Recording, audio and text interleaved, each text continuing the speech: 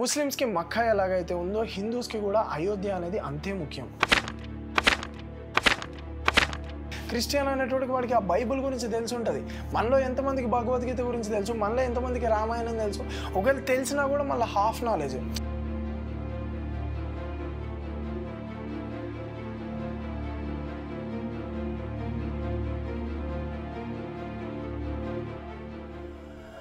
प्रभु राम जी के हम पर आशीर्वाद बने रहे। అందరికీ నమస్కారం. నా పేరు Jai. Ram Janmabhoomi the oldest and most complicated issue of the history. ఈ ఒక్క ఇష్యూ వల్ల అయోధ్యలోనే కాదు, ఒక స్టేట్లోనే కాదు, మొత్తం కంట్రీలో గొడవలు అయ్యాయి అండ్ ఎంతో మంది ప్రాణాలని కోల్పోయారు. ఇది ఎలాంటి కేసు అంటే సాక్షాత్తు దేవుడే నిరూపించుకోవాల్సి వచ్చింది నేను ఉన్నాను అని. రాముడికి త్రేతాయుగంలో కేవలం 14 సంవత్సరాల వనవాసం చేయాల్సి వచ్చింది. కానీ కలియుగంలో మనం ఆయన్ని 500 సంవత్సరాలు ఆయన జన్మభూమి నుంచి దూరం చేశాం. ముస్లిమ్స్కి మక్కా ఎలాగైతే ఉందో హిందూస్కి కూడా అయోధ్య అనేది అంతే ముఖ్యం. అది అర్థం చేసుకోకుండా కొంతమంది కాదు, చాలా మంది ముస్లింలు ఎన్నో గొడవలు చేస్తున్నారు. అండ్ ఎలాంటి వాక్యాలు అంటున్నారు అంటే నెక్స్ట్ గవర్నమెంట్నే మార్చేస్తాము, ఈ మందిరాన్ని నెక్స్ట్ గవర్నమెంట్ రాగానే కూల్ చేస్తాము అనేవి ఇలాంటి స్టేట్మెంట్లు అయితే పాస్ చేస్తున్నారు. చూడండి, వాళ్ళందరికీ నేను ఒకటే చెప్పాలి అనుకుంటున్నా, హిందూయిజం అనేది గుడిలని చూసుకొని గ్రో అయ్యేది కాదు. మొఘల్స్ వచ్చారు, ఎందరో మంది రాజులు వచ్చారు, ఎన్నో గుళ్ళని నాశనం చేశారు. హిందూయిజం చచ్చిపోయిందా? ఎందుకంటే హిందూయిజం గుళ్ళో కాదు, గుండెల్లో ఉంది. దాన్ని ఎప్పటికీ గుళ్ళని నాశనం చేయగలరేమో కానీ హిందూయిజం అనేది ఎప్పటికీ ఎవరు కూడా నాశనం చేయలేరు. హిందూయిజం అనేది ఎంత గొప్పది అంటే మనం నేచర్లోనే దేవుళ్ళని చూసుకుంటాం. పాముని నాగదేవతలా పూజిస్తాం. అసలు కంటికి కనిపించని గాలిలో కూడా మనం వాయుదేవుణ్ణి చూస్తాం. కోతిలో హనుమంతుని చూస్తాం, పూజ చేస్తాం. చేపలో మత్స్యావతారాన్ని చూస్తాం. ఆఖరికి పందిలో కూడా వరాహ అవతారాన్ని చూస్తాం, పూజిస్తాం. మనకి సూర్యుడు దేవుళ్ళే, నక్షత్రాలు కూడా దేవుళ్ళే. సో హిందూయిజంని అంతం చేయాలి అంటే గుడిలనే కాదు, మొత్తం నేచర్ని అంతం చేస్తే అప్పుడు అంతం అవుద్ది. సో ఇది ఎవరైతే గుడులని కూల్చేద్దాము, గవర్నమెంట్ని మార్చేసి ఏదేదో చేసేద్దాము, నెక్స్ట్ ఆ మందిరాన్ని లేకుండా చేసేద్దాము అన్న వాళ్ళకి ఇది నా సమాధానం. అండ్ చాలామంది ఏంటి అంటే గుడి ఎందుకు, హాస్పిటల్ కట్టచ్చు కదా, లేకపోతే ఒక స్కూల్ కట్టచ్చు కదా, లేకపోతే ఇంకా పెద్ద ఇన్ఫ్రాస్ట్రక్చర్ని బిల్డ్ చేయొచ్చు కదా అని ప్రశ్నిస్తున్నారు. అంటే దాని ప్లేస్లో ఇది ఎందుకు కట్టాలి, మీరు రెండు ఎందుకు కోరుకోకూడదు, గుడి కట్టండి at the same time hospital కట్టండి అని చెప్పి ఎందుకు ప్రశ్నించరు? ఓన్లీ మా గుడి అవసరం లేకుండా ఆ డబ్బుల్ని దీనికి ఎందుకు పెట్టాలి? రెండింటిని కావాలనుకోండి, అటు సైడ్ గుళ్ళు కావాలి అనుకోండి, ఇటు సైడ్ కాలేజెస్ కావాలి అని అన్నిటినీ గ్రో చేయాలనుకోండి. అలా ఎందుకు మీరు ఆలోచించలేకపోతున్నారు నాకు అర్థం కావట్లేదు. సో ఇది ఎవరైతే ఆ ఆలోచనతో ఉన్నారో, గుడిని పడగొట్టాలి అన్న ఆలోచనతో ఉన్నారో వాళ్ళకి నేను చెప్పే సమాధానం. And at the same time Hindus ఎవరైతే ఉన్నారో గుడి వచ్చినందుకు చాలా సంతోషం అండ్ చాలా ఆనందంగా ఉంది. కాకపోతే ఏంటి అంటే అది వచ్చింది అన్న సంతోషంతో చాలామంది వేరే మతస్థుల్ని ఇబ్బంది పెట్టే చర్యలు, ర్యాలీలు చేయడం కానివ్వండి, ఆ ర్యాలీలో వేరే వాళ్ళని ఇబ్బంది పెట్టడం కానివ్వండి, డీజే పాటలు కానివ్వండి, కావాలని వాళ్ళని ఇబ్బంది పెట్టేటట్టు చేసే డీజే పాటలు కానివ్వండి, ఇవన్నీ కూడా కొంతమంది చేస్తున్నారు. చూడండి, వీళ్ళందరికీ నేను ఒక చిన్న పాయింట్ చెప్పాలనుకుంటున్నా. అదేంటి అంటే ఎన్ని గుడులు పడగొట్టినా, ఎన్ని దండయాత్రలు చేసినా, ఎంతమంది మత మార్పిళ్ళు చేసినా కూడా హిందూయిజం చావలేదు అంటే దానికి రీజన్ మన అమ్మా నాన్నలు, వాళ్ళ అమ్మ నాన్నలు, మన పేరెంట్స్, వాళ్ళ పేరెంట్స్ ఆ కల్చర్ని కాపాడుకుంటూ వచ్చారు, ప్రాక్టీసెస్ చేశారు. బొట్టు పెట్టుకోవడం కానివ్వండి, పండగలు జరుపుకోవడం కానివ్వండి, గుళ్ళకి వెళ్ళడం కానివ్వండి, మొక్కులు తీర్చుకోవడం కానివ్వండి, అలా ప్రతి ఒక్కళ్ళు ప్రాక్టీసెస్ చేశారు. కాబట్టి ఎన్ని జరిగినా కూడా మనకి తెలుసుకుంటూ వచ్చింది. ఓహో, బొట్టు పెట్టుకోవాలా, గుడికి వెళ్ళాలా, ఈయన ఆ స్వామి, ఈయన ఈ స్వామి, ఇన్ని పండగలు జరుపుకుంటూ ప్రతి సంవత్సరం సంక్రాంతి ఖచ్చితంగా మనకి తినడానికి దిక్కు ఉన్నా లేకపోయినా సరే పండగ అంటే మాత్రం ఖచ్చితంగా మనం కొత్త బట్టలు కొనుక్కొని ఇల్లంతా అలంకరించుకొని అన్ని ప్రాక్టీసెస్ చేసుకుంటూ వచ్చాం. కాబట్టి హిందూయిజం అనేది బతుకుంటూ వచ్చింది, హిందూయిజం అనేది స్ప్రెడ్ అవ్వకుంటూ వచ్చింది. సో అదే హిందూయిజాన్ని కాపాడుకుంటూ మన జనరేషన్స్కి పాస్ చేయాలి అంటే మనం ప్రాక్టీసెస్ చేయాలి, మనకు ఆ కల్చర్ తెలవాలి, మనకు ఆ దేవుళ్ళ గురించి తెలవాలి, రాముడి గురించి తెలవాలి, రాముడు చెప్పిన థింగ్స్ మన మైండ్లో ఉండాలి. ఓన్లీ గుడి వచ్చేసింది, చాలామంది వాట్సాప్ స్టేటస్లు పెట్టేయడం, ఇది కాదు మనం చేయాల్సింది. వేరే మతాలకు మండేటట్టు ఏదో గొడవలు చేసేయడం, వాళ్ళు మన మీదకి వచ్చేసి కార్లు వాళ్ళ కొట్టడం, మనం వాళ్ళ టెంపుల్స్ మీదకి వెళ్ళేసి ఇది కాదు. మన కల్చర్ని మనం కాపాడుకోవాలి. దానికి మనం చేయాల్సింది ప్రాక్టీసెస్. క్రిస్టియానిటీలో ఒక్కరోజు సండే ఒక్కరోజు చర్చికి వెళ్ళకపోతే వాళ్ళ ఇంట్లో ఎన్నో గొడవలు జరుగుతాయి. నువ్వు ఎందుకు చర్చికి రాలేదులా, లేకపోతే ఇలా ఎందుకు చేస్తున్నావు అని చెప్పి చాలా థింగ్స్ ఉంటాయి. వాళ్ళు చాలా రిస్ట్రిక్ట్ చేసుకుంటారు కొన్ని. అరే చాలామంది క్రిస్టియన్ ఫ్రెండ్స్ నాతో అంటారు, అరే మేము మూవీస్ చూడకూడదురా, మేము మూవీస్కి రాము అని చెప్పేసి.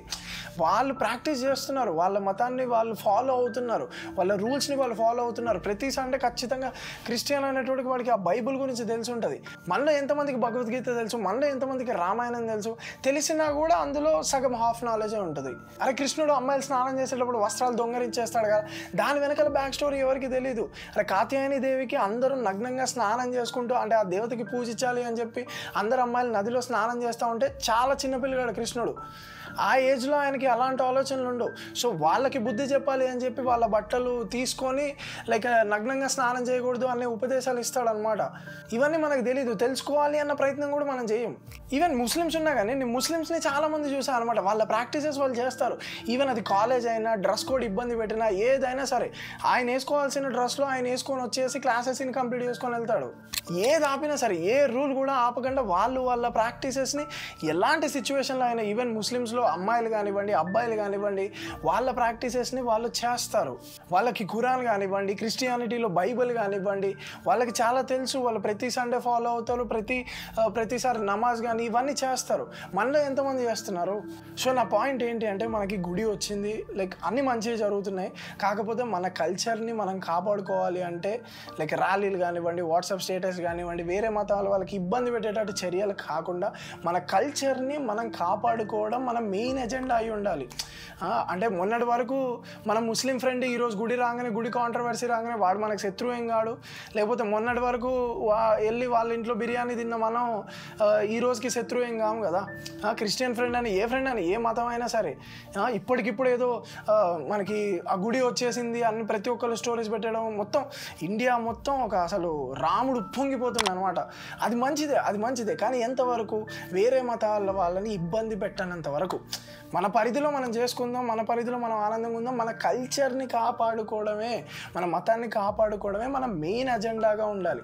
వేరే వాడికి మండాలనో, లేకపోతే వేరే వాడిని ఆగం చేయాలనో, వాడి మీద మనం గెలిచామనో, ఇవి మన ఎజెండాగా ఉండదు. మెయిన్లీ యూత్ ఎవరైతే ఉన్నారో వాళ్ళకి తెలీదు అసలు దాని వెనకాల బ్యాక్ స్టోరీ ఏంటి, 500 సంవత్సరాల క్రితం ఏం జరిగింది అదేంటో తెలీదు. వాట్సాప్ స్టేటస్ పెట్టేసి వేరేటోడి కాలటడి అది వద్దు. మన కల్చర్ని మనం కాపాడుకుందాం, హిందూయిజాన్ని కాపాడుకుందాం, ఇవన్నీ చేద్దాం. అది ఇప్పుడు కొంతమంది మెసేజ్ చేస్తారు, అలా నువ్వేం చేస్తున్నావు, నువ్వు బొట్టు పెట్టుకొని వీడియోలు చేస్తున్నావు అంటే, నేను దేవుడిని ఎంత ఫాలో అవ్వాలో అంత ఫాలో అవుతాను. నేను పుట్టింది భద్రాచలమే. మీకు రావణ్ మీద ఎంత అయితే ఇష్టం ఉందో దానికన్నా కొంచెంత ఎక్కువ ఇష్టం ఉంటుంది నాకు. ఇప్పటికీ ఎప్పటికీ నా మెడలో ఈ హనుమంతుడు ఉంటాడు. సో నేను హిందూస్కి ఎగనెస్ట్ కాదు, అలా అని చెప్పి ఎవరికి ఎగనెస్ట్ కాదు. సో పాయింట్ అనేది మన కల్చర్ని కాపాడుకోవడం ఉండాలి. అండ్ నా విషయానికి వస్తే, నేను కిలిమంజరో ఎక్కిన తర్వాత కూడా నా మొక్కు నేను వెంకటేశ్వర స్వామి దగ్గరికి వెళ్ళి గుండు చేయించుకొని, నా ప్రీవియస్ వీడియోస్ అన్నీ కూడా నా గుండు మీదే ఉంటాయి అనమాట. సో నేను ఫాలో అవ్వాల్సింది ఫాలో అవుతున్నా, నేను నా మొక్కులు తీర్చుకుంటున్నా, నేను దేవుడిని ఎంత ఫాలో అవ్వాలో అంత ఫాలో అవుతున్నా. సో మీరు కూడా మేజర్గా ఎవరైతే యూత్ ఉంటారో వాళ్ళ ఎజెండా అనేది ఎవరికో కోపం తెప్పియాలి, ఎవరినో ఎగనెస్ట్కి వెళ్ళాలి అని కాకుండా, మీకు ఒకవేళ ఇంట్రెస్ట్ ఉన్నా, లేకపోతే దాని మీద అంత ప్రేమ ఉన్నా కూడా, ఆ ప్రేమ అంతా కూడా హిందూయిజాన్ని కాపాడుకుంటూ వేరే తరాల వాళ్ళకి అందించాలి అనే మైండ్ సెటే ఉండాలి, కానీ వేరే మతాన్ని ఇబ్బంది పెట్టాలి అన్న మైండ్ సెట్ ఉండొద్దు. అండ్ మతం కూడా మూర్ఖత్వంగా మారద్దు.